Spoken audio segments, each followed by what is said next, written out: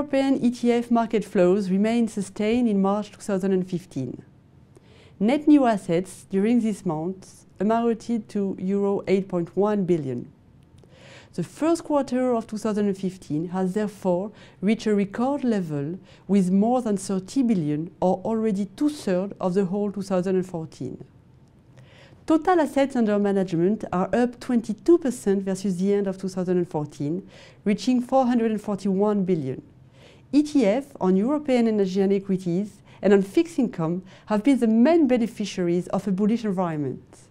Equity indexation inflows reached 3.8 billion. Investors have favored European energy and equity ETF, supported by still accommodative monetary policy. European equity ETF inflows have reached 5.5 billion, Asian equity ETF 1.1 billion, a one-year record high. Conversely, US equity ETF continue to register outflows for the second consecutive month at a record level of 1.6 billion. Emerging market ETF flows have been negatively impacted by the outlook of an interest rate increase in the US and have registered 593 million of outflows.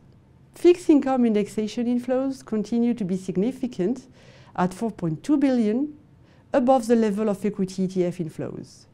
European corporate bond indexation are still the main beneficiary of the crowded effect created by the ECB quantitative easing measures. High-yield indexations register high inflows, boosted by the hunt for yield among investors due to the very low interest rates environment.